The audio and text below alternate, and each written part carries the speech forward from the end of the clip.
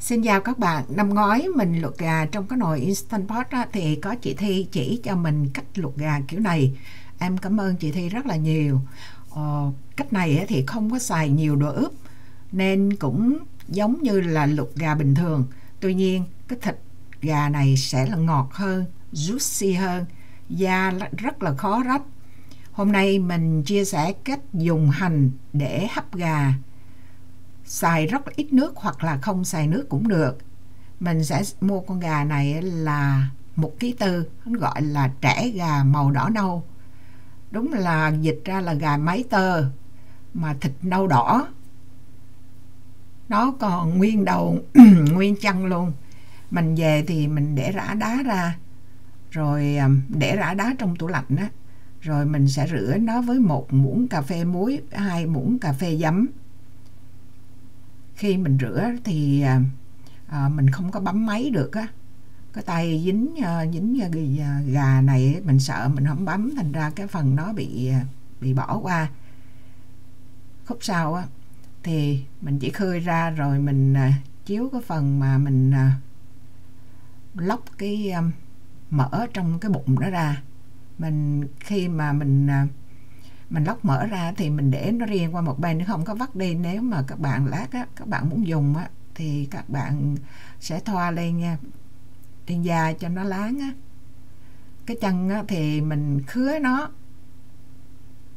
cái phần này là coi như là làm đẹp, làm vệ sinh cho nó. Mình khứa cái chân này để lát mình nhét nó vô bụng á, mình bỏ nó vô nồi, bởi vì cái con gà này là con gà cúng, thành ra mình làm nó như vậy. Chứ còn nếu mà bạn không cúng thì bạn có thể cắt đứt nó ra luôn.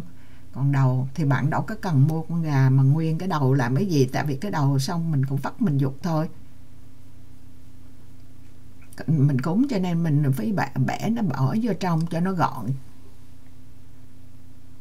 Xong rồi thì bạn bẻ mồm, bẻ lưỡi, móc lỗ tai. Cái lỗ tai nó mình cũng móc ra luôn, mặc dù không ăn nhưng mà làm cho nó sạch sẽ vậy á. Đó, mỗi cái thì có một cái lớp mỏng ở trong á. Rồi bạn kia nhét nó vô. Rồi cái đầu á thì năm này mình không có thọt vô ở trong cái cổ, nhìn ghê quá, thì mình chỉ lấy cái dây mình cột sơ nó lại thôi, cột cho dính cái đầu nó lên. Nếu mà nó ngẩng cao quá thì mình để vô nồi cũng không vừa, thành ra mình chỉ cột, mình để cái đầu nó ngoẹo bên chút, nhưng mà đến khi mình cúng á, thì mình dựng nó lên,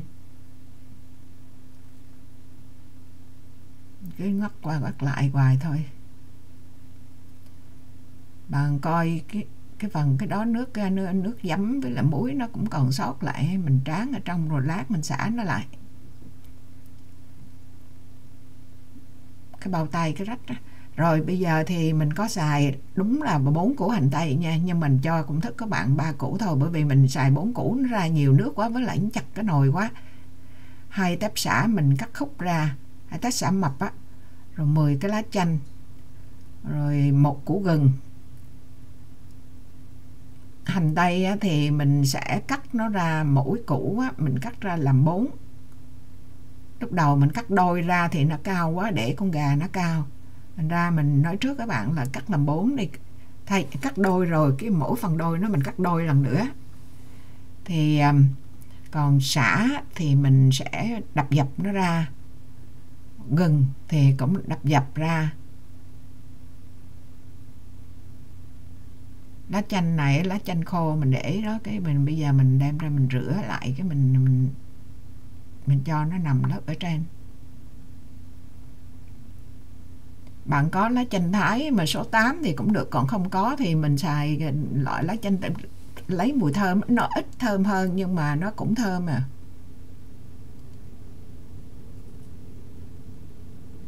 Bạn thấy đây là mùi ướp đó, mình giữ cái hương vị nó thơm.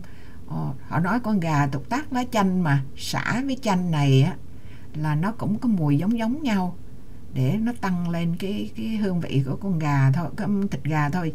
Còn ở phía trong á, mình bỏ gừng để cho nó bớt cái mùi gà. Chứ ví dụ như mình ăn thịt heo mà nó có mùi thịt heo quá, mình cũng đâu có thích thịt gà mà nghe nặng mùi gà quá, cũng nó không có ngon. Đó là tùy mỗi người thôi. Rồi bây giờ thì mình bỏ thử nó vô nồi có vừa hay là không. Mình bỏ vô nó không vừa cho nên mình phải lấy cái mấy củ hành ra lại. Đó, mình đậy nắp lên nó không có vừa. Mình bẻ cái đầu nó xuống rồi đó mà nó cũng không được. Thành ra mình phải lấy cái hành mình cắt đôi lại lần nữa. Đó, mình cắt đôi ra. Nó cũng chặt chỗ đó. Thành ra các bạn chỉ cần 3 củ thôi. Nếu củ to thì 3 củ thôi.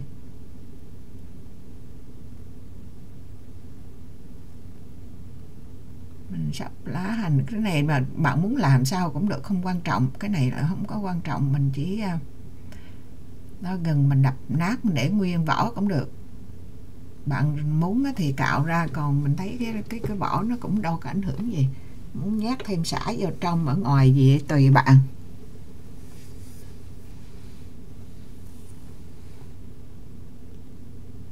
Cái đầu này nó cứ quýnh qua quýnh lại hoài. Rồi phải rửa tay rồi chứ thò lên cái nắp mình sợ dơ á. Cái miếng mỡ hồi nãy mình lấy ra thì bây giờ bạn cho lên chảo, lửa trung bình thôi, cho vô 1/6, một tí xíu mà bột nghệ thôi.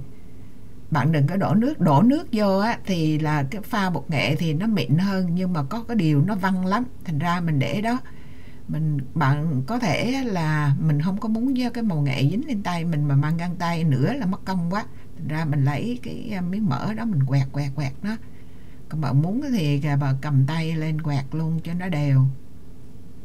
Cái này mình không có đổ nước lạnh đó, thành ra cái bột nghệ nó không có tan ra đó.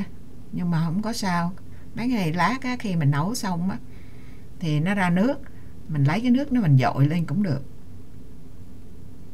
Mình thoa hết đó, mình thoa ở dưới nữa luôn. Xong rồi mình cho vô 1/3 muỗng cà phê muối, cho vô nửa cốc nước. Cái nước này là mình mồi đề phòng để nó hành nó ra chưa kịp á, là nó cháy cái nồi á. Nhưng mà thực sự mình nghĩ không cần nước này cũng được. Nếu mà bạn cho lửa từ từ lên á thì hành nó ra nước là đủ. Mình cho nước vô là chị Thi nó chỉ mình đó. Mình cho nước vô mình thấy nấu ra nó nhiều nước quá. Lần sau nếu mà mình làm á, mình không có đổ nước thử nó ra sao. Rồi lúc đầu bạn để lên đó thì bạn cho nước nó sôi lên rồi á, thì mình bắt đầu từ lửa cao mình hạ lửa xuống, lửa trung bình, rồi mình nấu nó 40 phút không hề mở nắp nha. 40 phút mình để kệ nó, để 40 phút đó. Trong cái thời gian mà chờ đợi nó nấu á, thì mình còn lại, mà hồi nãy là mình xài cái mấy lá, 10 lá chanh đó, mình xài cái 5 lá, bây giờ còn lại 4-5 lá vậy đó. Thì bây giờ còn lại 4-5 lá mình cắt mỏng, nó nhỏ nhỏ ra, cắt như là gọi là cắt thuốc rê á. Mình cắt để mình rắc lên trên sơ sơ, rồi ở dưới mình làm cảnh làm cái, chứ nhiều quá thì nó cũng đắng. Thực ra cái lá chanh này cũng không phải cái loại mà cắt phia ra cái loại chanh Thái ấy, nhưng mà nó cũng thơm lắm, nó cũng có cái hình số 8 vậy. Rồi sau khi á mà mình nấu 40 phút rồi mình cũng không có dỡ nắp ra, mình để nguyên cho nó, mình 40 phút ở trên bếp là nó chín. Mình dỡ ra sau 40 phút trên nấu, rồi 40 phút để nguyên ở trên đó, thì mình lấy ra nó xịt nước ra. Nước đó bạn thấy không, mình đổ vô có nửa cốc nước à, mà nó ra nước chừng đó. Cái nước này nó ngọt lắm mà nó thơm nữa. Rồi mình rưới, bây giờ mình đổi bả mấy cái bột nghệ nó dính á.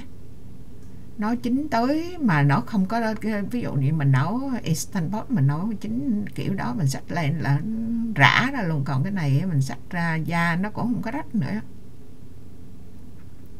Đó, cái nước này cái mình ép ra, ví dụ như mình lát mình xào bún tàu á, miếng á, mình lấy cái nước đó mình xào, mình rưới vô miếng tàu mình. Cái này mình rắc mình cũng không biết rắc sao, tại vì mình chỉ cần vài sợi thôi. Mình tính làm cái thảm cỏ cho con gà nằm ở trên á, mình cho cái bông nó vô miệng để mình bưng lên mình cúng thôi. Và thấy nhìn con gà nó ít bị rách da, cái chỗ cái đó là mình làm mình lấy ra nó đụng chỗ rách, chứ lúc đầu nó không có rách. Rồi bây giờ thì mình đem cái này mình cúng mấy tiếng đồng hồ xong rồi, mình để cũng 5-6 tiếng sau á. Thì nhưng mà mình cũng phải khơi ra cho các bạn coi, chứ thực ra mình cũng chưa ăn nó nữa. Mình khui ra coi thử nấu trong cái thời hạn như vậy, con gà 1,4 kg như vậy á, nó có chín như thế nào á. Với lại nấu bằng cái nồi gan nó nóng lắm. Gà này nó gọi là red brown đó, tức là nâu đỏ, cho nên có thể vì đó mà cái da nó đỏ. Gà này là gà đi bộ á, nhưng mà cái phần thịt ở thịt ức á, thì nó vẫn trắng, chỉ có hai cái chân của nó là mình thấy nó nâu đỏ, hai cái đùi chứ không phải hai cái chân. Miếng gừng lấy ra vắt đi. Thịt đỏ chứ xương thì trắng nha, xương không có bị đỏ. Bạn thấy không? Cái xương ra là nó không phải là màu trắng mà nó không có bị đỏ thôi. Thịt gà rất là juicy mà thơm lắm. Gà mái tơ. Bạn thấy không? Chỗ này là cái chỗ cái ức của nó đó. Rồi mình xé sơ rồi cho các bạn vô, mình lấy chân lấy đầu ra vô vắt đi, thì còn lại được cái dĩa vậy. Mình cũng chưa ăn, mình để ra để quay phim thôi. Rồi mình chia sẻ với các bạn, mình nếu mà ăn á, thì các bạn cho một chút muối tiêu hoặc ăn thêm rau răm rồi nặn tí chanh vô để chấm, hay là để rắc lên trộn chung vô tùy. Mà chừng này á, là mình thấy nó thơm ngon lắm rồi, mình muốn ăn lắm, nhưng mà tại vì no quá mình chưa ăn. Mà cái thịt rất là ngọt bạn nha. Mình đây là lần đầu tiên mình nấu theo kiểu này, chứ thường mình luộc thẳng. Chị nó bày mình thấy có lý quá thôi, mình thí nghiệm luôn. Rồi mình chia sẻ với các bạn cái cách nấu như vậy. Công thức thì chỉ đơn giản vậy, chỉ không có bỏ, mình nói mình bỏ sả, nhưng mà mình thấy mình thích cái mùi sả vô trong gà cho nó phù hợp với nó bổ túc với cái mùi chanh á, lá chanh á, thành ra ăn mình thấy cũng rất là ngon. Thôi mình chia sẻ với các bạn tới đây là xong. Chúc các bạn nếu mà làm thì cũng hài lòng như mình làm với cái kiểu mà luộc gà kiểu này, luộc hài hấp gì cũng được. Cảm ơn các bạn đã theo dõi. Hẹn gặp lại các bạn trong những video kế tiếp. Chào tạm biệt, bye bye.